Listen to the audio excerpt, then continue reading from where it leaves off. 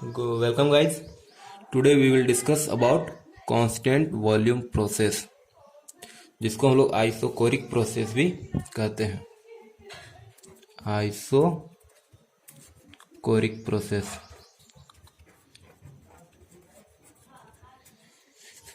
इसमें हम लोग आइसोकोरिक प्रोसेस में वर्क डन फाइंड करेंगे, change in internal energy, change in enthalpy और हीट सप्लाई। ठीक है, तो आइसोकोरिक प्रोसेस क्या है? आइसोकोरिक प्रोसेस में जो हमारा वॉल्यूम होता है वो हमारा कांस्टेंट होता है। पीवी डायग्राम अगर इसका देखें, पी ये हमारा वॉल्यूम हो गया। पीवी डायग्राम में हमारा वॉल्यूम कांस्टेंट है, ये कांस्टेंट प्रोसेस 1 से 2। इसी लाइन पे हमारा V1 इक्वल टू V2 होगा, ये हमारा P1 और ये P2। ठीक है, तो सबसे पहले हम लोग पीवीटी रिलेशन का बात करेंगे।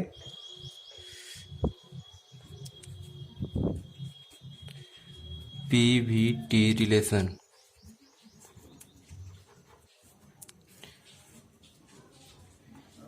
जनरल गैस इक्वेशन होता है, जनरल गैस इक्वेशन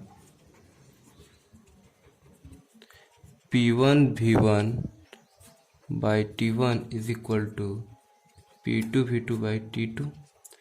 तो due to constant volume process V1 is equal to V2 हो जाएगा, V1 is equal to V2। तो हमारा इक्वेशन क्या आ जाएगा?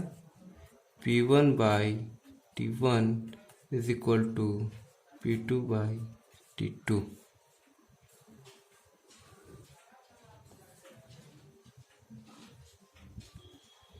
और इस इक्वेशन को गे-लुसाक लॉ भी बोलते हैं।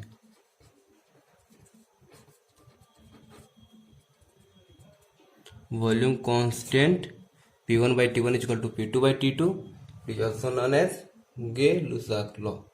क्लियर? अब हम लोग वर्क डन का फॉर्मूला फाइंड करेंगे। वर्क डन तो हम लोग जानते हैं, change in work done is equal to PdV। तो चूंकि हमको पूरे प्रोसेस के लिए हमको वर्क डन निकालना है, इसको हमको इंटीग्रेट करना होगा। तो इंटीग्रेशन 1 से 2 dW इज इक्वल टू 1 से 2 PdV। हम इसको पूरा वर्क डन हमको निकालना है, तो हमारा W हो जाएगा प्रोसेस 1 से 2 के लिए। P हमारा बाहर निकल जाएगा क्योंकि फंक्शन हमारा dV का है, 1 से 2 dV। अगर हम dV का इंटीग्रेशन करें तो आएगा P into V2 minus V1। और हमारा V2 और V1 दोनों इक्वल है, V2 इज इक्वल टू हमारा V1 है, तो ये हमारा 0 हो जाएगा। तो work done is equal to 0। It means isochoric process में यानी कांस्टेंट वॉल्यूम प्रोसेस के लिए जो हमारा नेट वर्क डन होता है वो हमारा 0 होता है।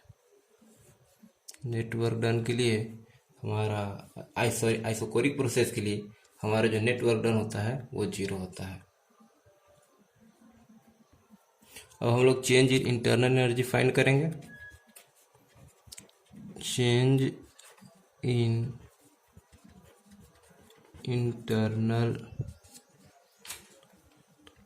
एनर्जी इसको हम लोग DU कहते हैं। DU इक्वल टू, इसका फॉर्मूला होता है mCV dt। इसको ऐसे भी हम लोग लिख सकते हैं, U2 minus U1 equal to mCV T2 minus T1।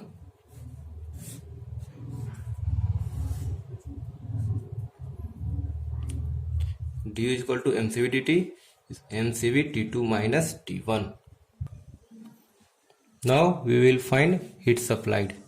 Okay, तो हम लोग जानते हैं according to first law of thermodynamics dq is equal to du plus dw।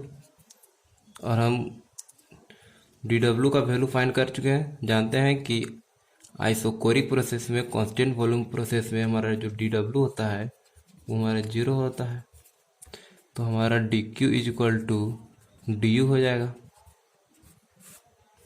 It means in isochoric process heat transfer is equal to change in internal energy, ठीक है।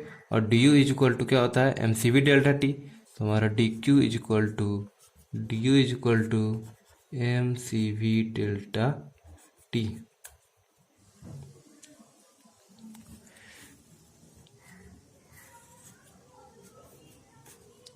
Clear. अब हम लोग चेंज इन एंथैल्पी का बात कर लेते हैं। Change in enthalpy D H लिख सकते हैं, D H is equal to, और हम लोग जानते हैं कि एंथैल्पी इज इक्वल टू होता है हमारा U plus P V. H equal to, क्योंकि हम लोग चेंज इन एंथैल्पी निकाल रहे हैं तो change in internal energy plus change in P V, तो डी एच को हम लोग लिख सकते हैं H2 minus H1, change in enthalpy है। डी यू को हम लोग लिख सकते हैं U2 माइनस U1, और डी पी वी को हम लोग लिख सकते हैं P2 V2 minus P1 V1, ठीक है। तो यह H2 minus H1, U2 minus U1 का हमने फॉर्मूला पर फाइंड किया M C V D T, जिसको हम लोग लिख सकते हैं M C we T2 minus T1। और हम लोग जानते हैं, यहाँ देखेंगे P V is equal to M R T होता है, ठीक है। तो यहाँ हम लोग लिख सकते हैं M R T2 minus T1, ठीक है। यहाँ तो किसी को कोई दिक्कत नहीं है। H2 minus H1 is equal to M T2 minus T1 T2 minus T1, इसलिए दोनों बाहर कॉमन ले लेंगे, तो एम T2 माइनस T1 हमारा बच क्या गया CV प्लस R, ठीक है।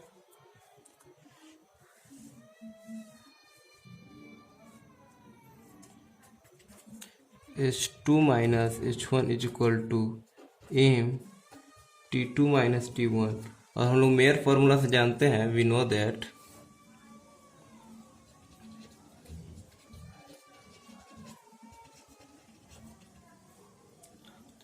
R is equal to CP minus CV। तो हम इस R का वैल्यू को हम यहाँ पुट कर देंगे, तो CV plus CP minus CV हो जाए, तो ये CV cancel,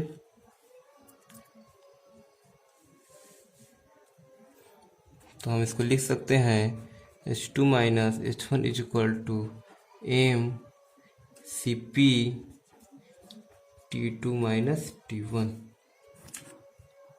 this is the expression for change in enthalpy. H2 minus H1 is equal to M CP delta T। तो इस फॉर्मूला से हम चेंज इन एंथैल्पी फाइंड कर सकते हैं।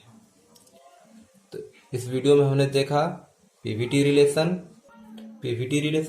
हमारा वॉल्यूम कांस्टेंट होता है आइसोकोरिक प्रोसेस के लिए, वॉल्यूम कांस्टेंट, इसका पीवी डायग्राम इस तरीके से बनता है। क्योंकि हमारा वॉल्यूम कांस्टेंट है तो हमारा जो इक्वेशन निकल का है P1 V1 is equal to P2 T2, और इस इक्वेशन को हम लोग गे-लुसाक लॉ भी बोलते हैं। एक बात याद रखेंगे, हम जानते हैं कि किसी भी ग्राफ में जो एरिया अंडर ग्राफ बनता है, एरिया अंडर द कर्व, ये हमारा कांस्टेंट है, तो यहाँ हमारा कोई एरिया नहीं बन रहा है तो उसको हम लोग वर्क डन बोलते हैं। यहाँ हमारा एरिया अंडर द कर्व नहीं बन रहा है, एरिया नहीं बन रहा है, इसलिए हमारा वर्क डन जीरो है। हम लोग ग्राफ से भी इसको समझ सकते हैं।